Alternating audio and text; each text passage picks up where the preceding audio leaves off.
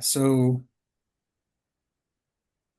the frog kind of at that point, once the frog, um, yeah, because you have, in fact, you can even go before the frog. You have the woman being the guide, the wife being the guide, and then she has to go, but she gives him the ball, and then the ball guides him to a certain point, and then the ball can't guide him anymore. Yeah. But then he finds help there, and that so the same figure sort of transforms from a wife to a ball to a frog. Yeah. And the frog is then able to just be like, yeah, go this way. Okay, now sit on my back. This thing that's an impassable barrier, I can just jump over it. Okay, I'm gonna hang out here. You go to that cave.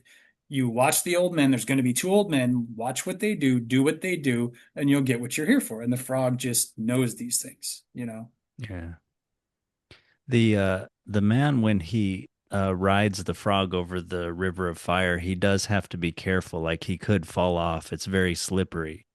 I mean, there's probably something about that, about the balance, the subtleness and balance you have to have in certain very risky situations or something. You can hardly afford to make a misstep. Yeah, yeah, that's a good point. Yeah, that's definitely a common theme of the like I think one thing I one other version of it that I can think of is like the bridge that's the edge of a sword.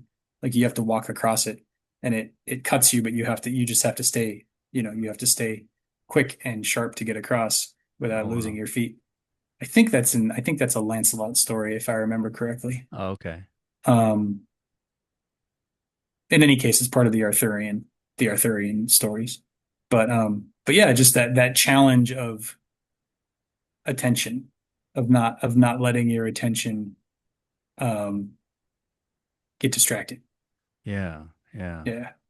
And that's the thing that sort of gets him over the final barrier into the cave with the two old men, which like I don't know, I have in my head this like very surreal thing with like because it's these two old men who live on the other side of the wall of fire at the end of the world, at the edge of destruction, and they go into a cave that's completely dark, and they have an invisible servant make them food, and then they leave. And it's very dreamlike. Like it's not very grounded. That's like the most, which makes sense for where we are at in the story, this sort of center or the edge of destruction, the sort of outer edges of the universe. Is this some very strange things going on there? Yeah. Um, Yeah, it's kind of pointless or something. It's like and they've been doing this for a really long time and yeah, I mean, do they need nourishment? I mean, yeah, is everything just mechanical and dead there or something? There's no love there. I mean, there's yeah, no point. it feels like I want to say like cosmic or something. Like it's just an orbit. Like it just Yeah, happens. It's just sort of that kind of mechanical nature of behavior. Yeah. that sounds Yeah. right to me. Yeah, not quite dead. It was never alive. It's just this thing that's going. Yeah. Yeah. Yeah. Yeah. And into that place, he brings care.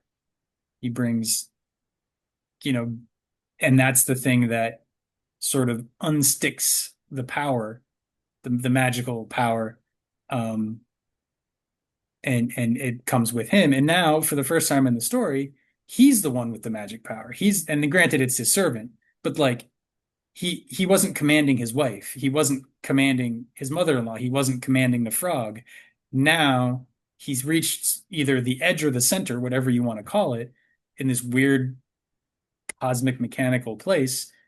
He's touched something, some power there, and he's been able to, through his care and through his humanity, he's able to bring it back with him. So you have the sort of hero's journey of going to the place and then coming back with the treasure. And his secret power, his superpower is like being nice, Yeah, which is a good yeah, superpower to have if you have one, you know? yeah. And Yeah. just in the world of, we with the king and everything, we are in the world of and in the marketplace, we're in the world of politicking or getting along with other people, and he's respectful. He knows how to talk to people. He doesn't abuse his power, and so he's the one that gets power Mm-hmm. ultimately, and the other ones are the ones that lose it, or just abusing it for their own sort of lascivious sort of purposes. Mm-hmm. Mm-hmm. Yeah. Yeah. And yeah, and even the old men, they're not really abusing the servant, but they're not seeming to care. They're just like, yeah, just do the thing. Bring us the food. Now put it away. Thank you. It's like going to a restaurant and not tipping the wait staff. Yeah.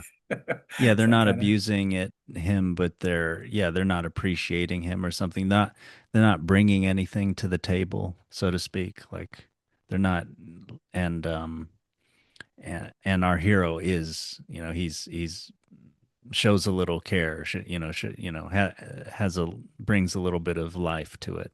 yeah. I mean, And I think he says, come sit with me, like it's lonely for me to eat alone. So he's not even like, he oh, well, you saves his must be spot. hungry, like come in. He's like, Yeah. no, like I come on, I'm bored, like come hang out with me, like come Yeah, have a he's good not time. condescending about it. He's not like lording it over like yeah, he's giving it an excuse to feel like an equal.